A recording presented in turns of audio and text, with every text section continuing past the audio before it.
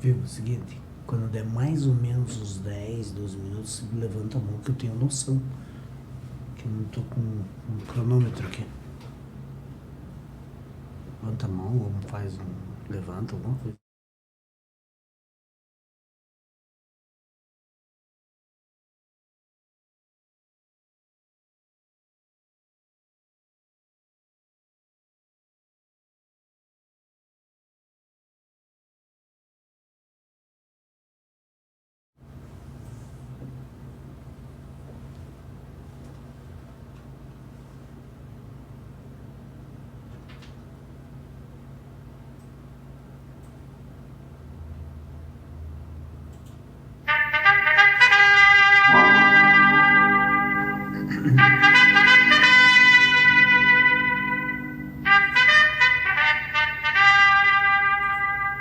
Desperta, Brasil, Brasil, está na hora de orar. Olá, gente querida, muito bom dia, que bom estar com você em mais uma oportunidade, mais um devocional, mais um programa A Voz do Brasil para Cristo. Nós vamos conversar um pouquinho nesta manhã e falar de olhar para Jesus, a necessidade de olhar para Jesus. Mas antes, eu gostaria de pedir um favor a você, que você se inscreva no nosso canal, se você ainda não fez isso, e se você já se inscreveu, clica lá no sininho, ativa o sininho das notificações para que você não perca nada, não perca os nossos devocionais, não perca as mensagens que aqui postamos, os cultos que transmitimos online, e também quero pedir que você compartilhe com os seus amigos, compartilhe com os seus colegas e faça esta mensagem chegar ao maior número de pessoas possíveis. E assim nós estaremos contribuindo para a divulgação do Evangelho. Procura lá, procura o nosso canal, nos siga no Instagram, se inscreva na nossa página do Facebook, faça isso e faça o possível para nos seguir em todas as redes sociais. Também nós temos o nosso canal de comunicação, que é o 3535-3063. É o nosso canal, que inclusive é o WhatsApp. Você, se tiver acesso à internet, pode até ligar, pode mandar mensagem, não tem custo nenhum e até fica mais fácil. Hoje a maioria das pessoas, eles têm o WhatsApp, então é uma das formas de a gente se comunicar melhor com você. Mas não perca nada, se inscreva em nossos canais e nos siga nas redes sociais. Bem, olha só o que a palavra de Deus diz em Hebreus, no capítulo 12, no verso 2. Tendo os olhos fitos em Jesus, autor e consumador da nossa fé. Ele, pela alegria que lhe fora proposta, suportou a cruz, desprezando a vergonha, e assentou-se à direita do trono de Deus. É o que está escrito, que o escritor escreve aos Hebreus, no capítulo 12, no verso 2. Quando a gente fala de Jesus, a gente fala de uma mudança significativa que aconteceu, não só na história, mas aconteceu para que o mundo espiritual pudesse influenciar na vida de todos aqueles que queriam e querem mudar de vida. Quando o texto nos informa o que Jesus fez, é porque ele estava com o seu Pai, ele estava lá no céu, e aí ele abre mão do seu conforto, vamos dizer no nosso vocabulário, ele abre mão dos privilégios que lá ele tinha naquele momento, e aí então ele se faz maldito em nosso lugar. Tudo isso para que nós pudéssemos ter acesso a Deus. Eu acho interessante, eu sempre digo isso, até a morte de Jesus ele era chamado de unigênito. É por isso que a Bíblia diz, e falando do amor de Deus, num dos textos mais conhecidos da Bíblia, em João, no capítulo 3, no verso 16, diz que Deus amou o mundo de tal maneira que deu o seu Filho unigênito. Uma outra versão, o seu Filho único. Mas olha que interessante, porque Jesus, até que ele viesse, até que morreu, ele era chamado de unigênito, mas a partir da sua morte, a partir do seu sacrifício, e o texto diz que ele suportou a cruz, até do seu sacrifício vicário lá na cruz, então a partir daí ele não é mais chamado de unigênito, ele é chamado agora de primogênito. Por quê? Porque ele nos deu acesso à família de Deus. Isso significa que eu e você, nós somos da família de Deus. Agora, é interessante que a gente perceba isso e que a gente prossiga olhando para Jesus. Por isso que Paulo escreve dizendo, prosseguindo para o alvo. Nós precisamos olhar para Jesus. O interessante é que quando o escritor aos Hebreus ele diz olhando para Jesus, dá a ideia de continuidade. Não significa que alguém olhou somente um dia e aí a partir daí deixou de olhar, ou que um dia, quem sabe, numa única oportunidade vai olhar. Não, o texto dá a ideia de continuidade. Ele diz olhando para Jesus, o autor e consumador da nossa fé. O que isso significa? Que nós precisamos prestar atenção para que as situações do passado não interfiram naquilo que precisamos tomar decisão e traçar uma vida com Deus, de acordo com a vontade de Deus. Conta-se uma história de que um determinado rei, e é claro que isso é uma fábula, um determinado rei, ele foi traído por sua esposa, e ele então, tomado de uma ira, tomado de uma raiva, ele mandou matá-la, e ele tomou uma decisão inusitada até. Além de ele mandar matá-la, ele decretou, e pelo poder que tinha no seu reino, ele então decretou que ele ia dormir com uma virgem todas as noites, e ao final daquela noite, portanto na manhã seguinte, ele mandaria matá-la para que ele não sofresse a consequência de ser traído novamente, porque aquilo o assombrava, aquilo não poderia fazer parte novamente da sua história. É claro, e é óbvio que ninguém gosta de ser traído. Mas uma jovem, ela então, sabendo de tudo isso, ela pede ao seu pai a autorização para dormir com o rei, para passar uma noite com o rei, mesmo sabendo de todos os perigos. E é claro que, em razão daquilo que ele havia decretado, começaram até mesmo começou a ter uma escassez das virgens daquele reino. Mas sabendo disso, aquela jovem, com a autorização do seu pai e sabendo de todo o risco que corria, ela resolve então pôr a sua vida em risco e ela tem uma noite de núpcias com o próprio rei, mas ela pede uma oportunidade de contar uma história. E ela começa contando uma história e aí de repente ela para no meio da história e ela diz ao rei, eu vou continuar, se você quiser saber, vou continuar na noite seguinte.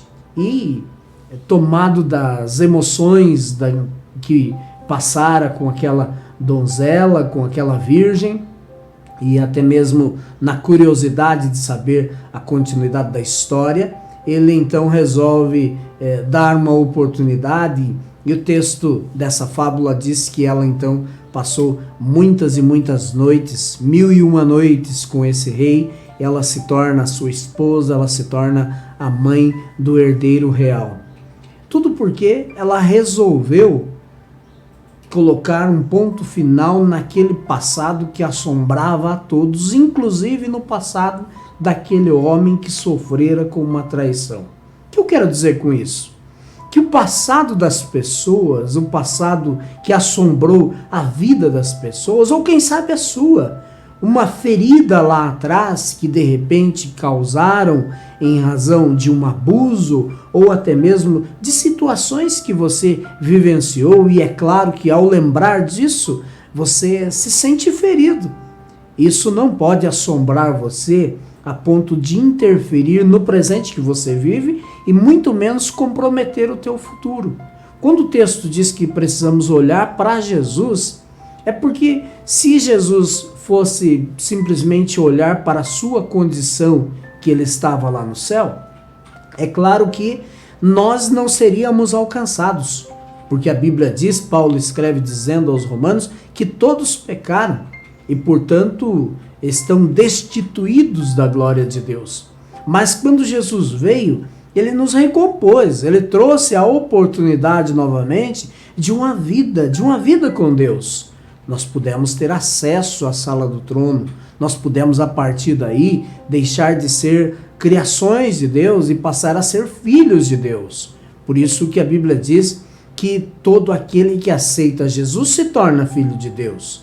Então não podemos cair no conto, na conversa de que o passado ruim, seja nosso ou de alguém, interfira naquilo que estamos vivendo e muito menos interfira no futuro que Deus tem para nós.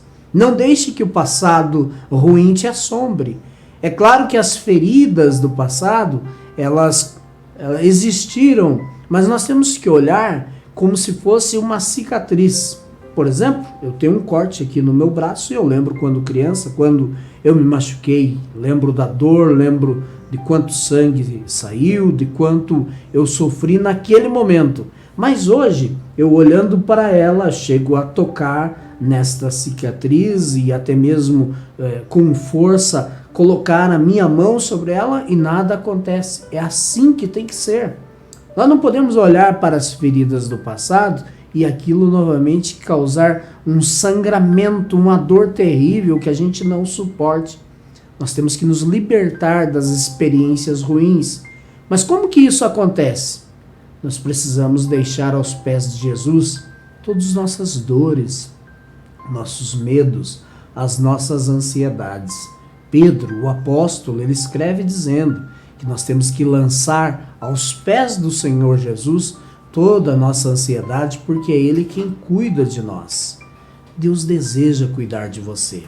É o desejo do coração de Deus que você liberte-se de toda experiência ruim, mas que você viva um presente marcado pela presença dEle e, além de tudo, você projete o futuro, que é o futuro que Ele tem para nós. É o futuro de morar com Ele. Foi por isso que Ele mesmo disse: na casa do meu Pai há muitas moradas. Se não fosse assim, eu teria dito: vou preparar lugar, porque onde eu estiver, eu quero que vocês também estejam.